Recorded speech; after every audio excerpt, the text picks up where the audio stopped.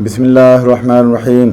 अस्सलाम वालेकुम दोस्तों, आज की जो मेडिसिन है जिसकी मैं बात करने लगा हूँ उसका नाम है ब्रेटा कार्ब 30 पोटेंसी में। ये दवा बच्चों की बीमारियों में ज़्यादा इफ़ेक्टिव है।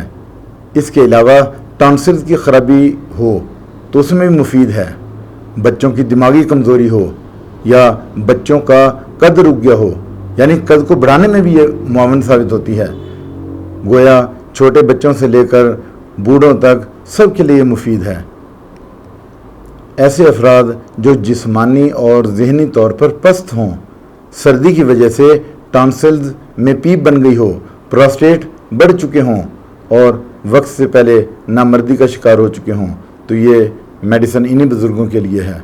अब हम इसके सिम्टम्स देखते हैं कि इसकी अलामत क्या हैं, इस मेडिसिन की किन बीमारियों में देते हैं।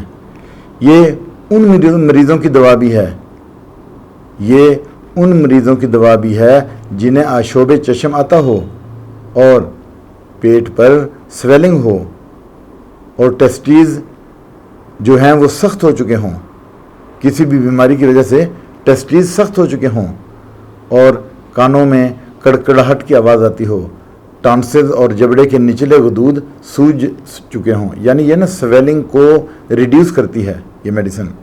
दोस्तों, मरीज़ में कब्ज़ हो, ज़ोफ़े मैदा की बेहतरीन मेडिसिन है ये। उसके अलावा पेशाब करते वक्त बवासीरी मसे बाहर आ जाते हों, ख्वाहिश जमा कम लेकिन वक्त से पहले नामर्दी हो, तो यही मेडिसिन दी जाती है।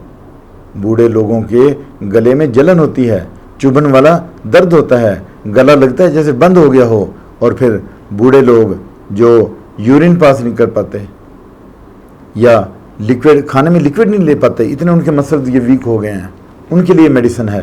ज़ुकाम हो, खांसी हो, छाती बलगम से भरी हुई हो, तो तब भी यही मेडिसिन दी जाती है।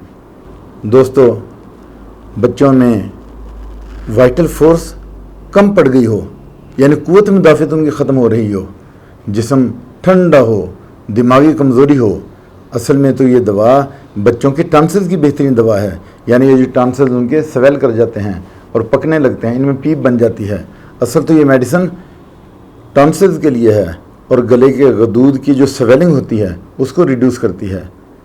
ये बेहतरीन मेडिसिन है।